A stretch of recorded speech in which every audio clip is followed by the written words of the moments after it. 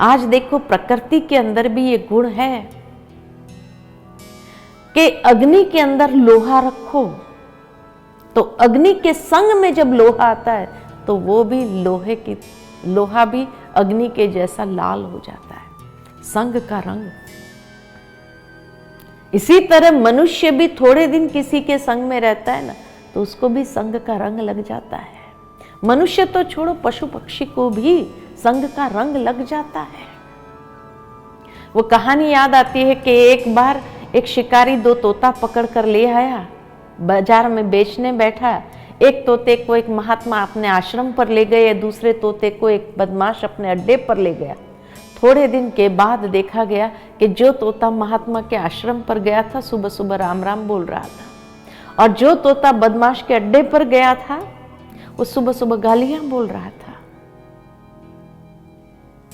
इसी तरह परमात्मा अगर हम सबके बाजू में बैठा है, पारस है, और वो पारस बाजू में बैठने के बाद भी हम दिन प्रतिदिन गिरते ही गए, अधोगति होती गई, ये हो सकता है?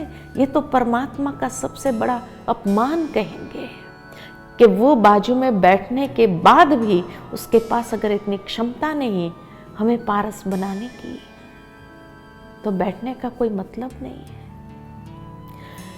लेकिन तब फिर बात आती है कि सर्वव्यापकता की बात भी तो शास्त्रों में ही है, तो क्या शास्त्र गलत है? नहीं, शास्त्र गलत नहीं है, लेकिन शायद शास्त्रों में जिस भाव से लिखा गया है उस भाव को हमने समझा ही ना हो, ये तो हो सकता है। शास्त्र किसने लिखे? ऋषि मुनियों ने लिखे, और ऋषि मुनियों ने ये शास्त्र किस बेसिस पर लिखे? अनुभव के बेसिस पर। उन्होंने ईश्वर के जो अनुभूति की, तो अनुभूति को शब्दों में बांधने का प्रयत्न किया, लेकिन वास्तव में अनुभूति को शब्द में बांधा नहीं जा सकता है। और इसीलिए मनुष्य ने कहीं ना कहीं मिसअंडरस्टैंड कर लिया। जिस तरह से कहा जाता है कि पहले के समय के ऋषि मुनि जो थे वो जब साधना करते थे तो they were able to travel through time, समय के अंतराल से गुजर सकते थे। और जब कली काल को देखते थे कि इतना घोर पाप कर्म होगा, मनुष्य को ये पाप कर्म से बचाएं कैसे, तब उन्होंने शास्त्र में ये बात लिखी कि हे मानव, तुम जब पाप कर रहा है तो ये मत समझना कि तुझे कोई नहीं देख रहा है, क्योंकि ईश्वर सर्वव्यापी है, कण कण में है, वो तुझे देख रहा है। एक भावना जागृत करने का प्रयत्न किया ताकि मनुष्य पाप कर्म न करे।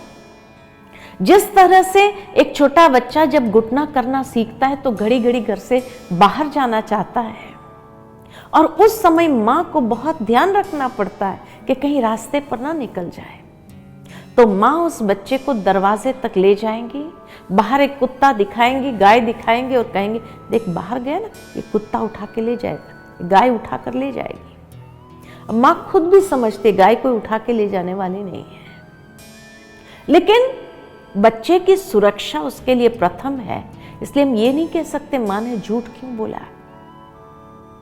वो बच्चा घुटना करते हुए दरवाजे तक जाता है, जैसे ही कुत्ते को गाय को बाहर देखता है वापस अंदर आ जाता है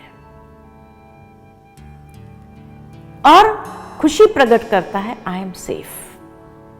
लेकिन वही बच्चा थोड़ा बड़ा हो जाए, 4-5 साल का हो जाए, उसके बाद उसको कह के तो देखो कि बाहर गया तो कुत्ता उठा के ले जाएगा, हंसेगा अपनी मां पर, मेरी मां भी कैसी, इतना भी नहीं समझती है, और वो हंसते हुए चला जाता है, बाहर जाकर कुत्ते के बच्चे को उठाकर घर में ले आएगा, लो मैं ही लेके आया।